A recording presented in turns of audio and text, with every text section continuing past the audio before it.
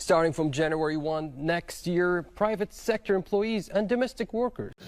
देश दुनिया की कुछ बड़ी और जरूरी खबरें निकल के आ रही थी तो मैं बोला आप लोगों के बीच शेयर कर देता हूं। तो दोस्तों आप लोगों से रिक्वेस्ट है कि वीडियो को आप लोग शुरू से लेकर आखिर तक जरूर देखना। काफी इंपॉर्टेंट अपडेट निकल आई है कि दो लोग दुबई में काम करते हैं, किसी कंपनी में काम करते हैं और उनके साथ में अगर कंपनी गलत व्यवहार करती है तो इस वीडियो में पूरी जानकारी मिलेगी कि वर्कर को क्या करना चाहिए और उस कंपनी के ऊपर कैसे एक्शन लेना चाहिए।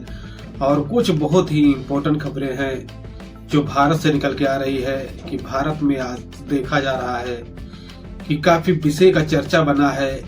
दोस्तों देखा जाता है कि जो भारत का संविधान है वो लोकतंत्र से ऐसे चलाया जा रहा है जैसे कि आप जानते हैं कि जो सत्ता में बैठे हुए मंत्री हैं उसी लोग की बात को सुना जा रहा है। जो सत्ता से बाहर हैं उन लोगों की कोई सुनवाई नहीं होती। तो दोस्तों पूरी आपको जानकारी मिलेगी इस वीडियो में। बस आप लोगों से रिक्वेस्ट है कि वीडियो में शुरू से लेकर आखिर तक बने रहना और चैनल को लाइक और सब्सक्राइब और अपने दोस्तों फ्रेंडों में शेयर जरूर करना।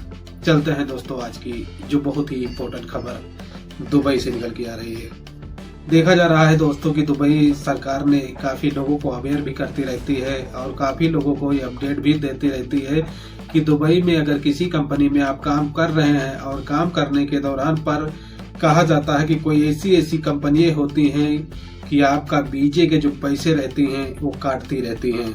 हालांकि आप जानते हैं कि दुबई में जाने के बाद में जो आपका विजिट वीजा रहता है वो विजिट वीजा को एम्प्लॉयमेंट वीजा में कन्वर्ट किया जाता है। जैसे कि एम्प्लॉयमेंट वीजा हो जाता है तो आपका 2 साल का वीजा हो जाता है और वीजा कन्वर्ट करने के बाद में कंपनी जो है वर्करों की मंथली सैलरी में से पैसा काटना जो है स्टार्ट कर देती है।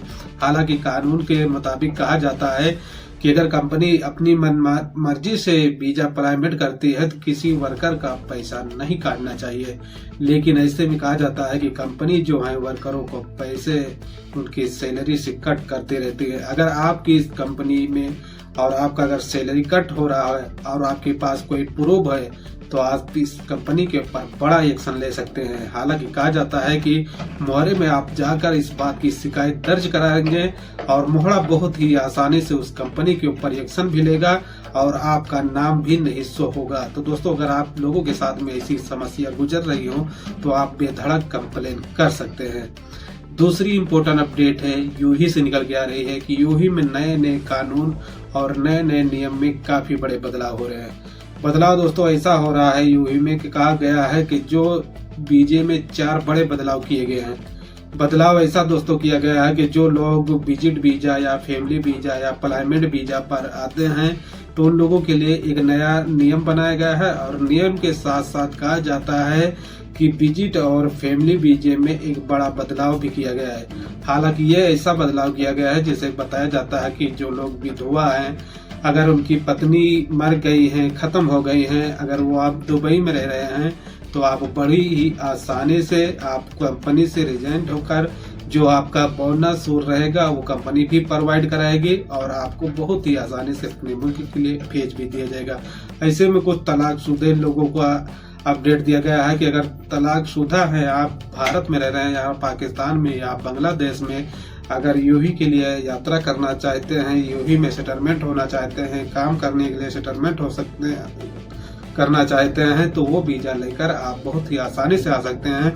और देखा जाता है कि वीजे की भी प्राइस जो है काफी नॉर्मल किया गया है। तो अगर आप ऐसी कंडीशन में हैं तो आप यूही के लिए वीजा लेकर और बड़ी आसानी से आ सकते हैं। चलते हैं दोस्तों जो भारत से इम्पोर्टेंट खबर निकल के आ रही है कि भारत में देखा गया है इस समय कि चुनाव आयोग को लेकर और बीजेपी सरकार को लेकर सुप्रीम कोर्ट ने एक बहुत ही बड़ा आदेश दिया है। आदेश दोस्तों ऐसा दिया है कि प्रधानमंत्री के ऊपर एक लापरवाही का इल्जाम भी लगाया गया है। जैसे कि उनकी क्वालिफिकेशन मांगी गई है, उनकी मार्कशीट मांगी गई है, जो उनकी पढ़े करने के बायोडाटा की कुछ रिपोर्टें वहां पर नहीं शो हो रही है।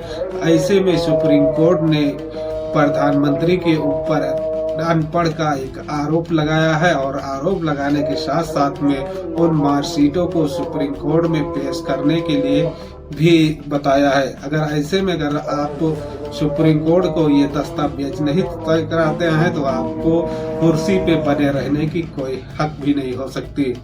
तीसरी इम्पोर्टेंट अपडेट है जो बिहार से निकल के आ रही है कि बिहार में आप जानते हैं कि काफी टाइम से देखा जा रहा था कि मनी मेराज और मनु द ग्रेट का जो मामला है ये चल रहा था, लेकिन कहा जाता है कि कल तकरीबन 8 बजे रात में यूपी पुलिस बिहार के पटना पहुंचती है। ना तो उसके पास कोई वारंट रहता है, ना तो कुछ उसके पास में डॉक्यूमेंट रहता है, और ऐसे में कहा जाता है दोस्तों कि वहां पर पहुंचकर और मनी मेराज को गिरफ्तार कर लेती है। हालांकि कहा गया है कि मनी मेराज के वकील ने इस बात की जानकारी भी दी है कि वहां पर पहुंचा और वो पुलिस वालों से कुछ बातें भी करना चाह रहा था, जैसे कि आपने सोशल मीडिया पे भी देखे होंगे, लेकिन पुलिस वाले जो हैं बात करने के लिए तैयार नहीं थे। हालांकि उसने अपनी गाड़ी से मनी मेराज को लेकर बिहार से यूपी चले आए हैं। तो इसमें देखा जाता है कि क्या माहौल हो सकता है, और माहौल होने के साथ साथ इसमें कहा जाता है कि कुछ लोगों का और हाथ है। अभी बताया जाता है कि कुछ समय में क्लियर हो जाएगा। तो दोस्तों ये कुछ बड़ी और इम्पोर्टेंट खबर थी, तो मैं बोला आप लोगों के बीच शेयर करता हूँ। वीडियो में कुछ जानकारी मिली होगी तो चैनल को लाइक और सब्सक्राइब जरूर करना। जय हिंद, जय भारत।